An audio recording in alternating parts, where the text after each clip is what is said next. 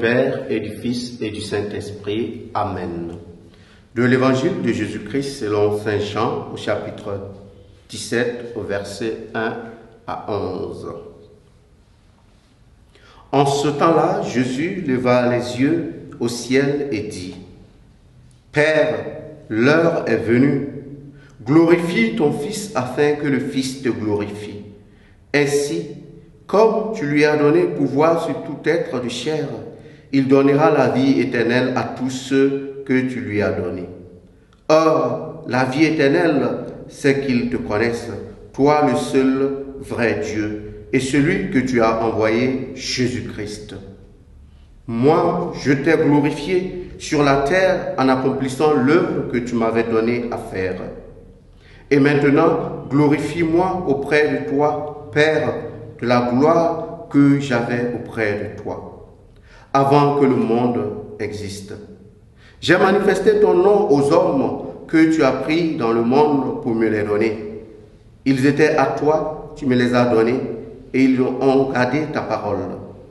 Maintenant, ils ont reconnu que tout ce que tu m'as donné vient de toi, car je leur ai donné les paroles que tu m'avais données. Ils les ont reçues et ils ont vraiment reconnu que je suis sorti de toi et ils ont cru que tu m'as envoyé. Moi, je prie pour eux. Ce n'est pas pour le monde que je prie, mais pour ceux que tu m'as donnés, car ils sont à toi. Tout ce qui est à moi est à toi, et ce qui est à toi est à moi. Et je suis glorifié en eux. Désormais, je ne suis plus dans le monde.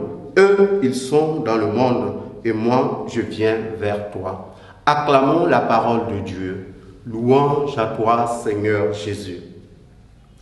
Bien-aimés dans le Seigneur, aujourd'hui, l'Évangile nous offre la prière sacerdotale du Christ à méditer. Et nous allons nous rendre compte que cette prière sacerdotale pourrait être considérée comme une synthèse même du mystère de la révélation, pour ne pas dire une synthèse de ce que le Seigneur veut pour l'humanité. Dire simplement, cette prière, c'est le plan de Dieu pour l'humanité. Et on peut voir que cette prière a une double structure ici. D'abord, Jésus qui prie. Jésus qui prie pour lui-même. Pourquoi? Parce que il est resté obéissant à sa mission. Jésus qui a su nous révéler le Père. Et Jésus aussi qui prie pour ses disciples. Jésus qui prie pour ses disciples, pourquoi? Parce que nous sommes habitants du monde.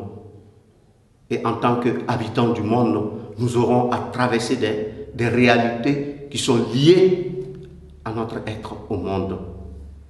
Et justement, la prière du Christ est une prière qui nous aide à prendre conscience que nous avons quelqu'un qui fait route avec nous. Et cette personne-là, c'est le Christ.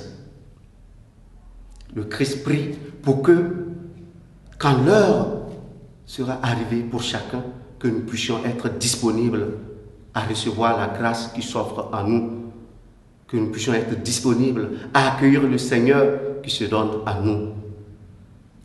Et c'est là aussi que nous devons être convaincus qu'en tant que chrétiens, nous ne sommes pas seuls.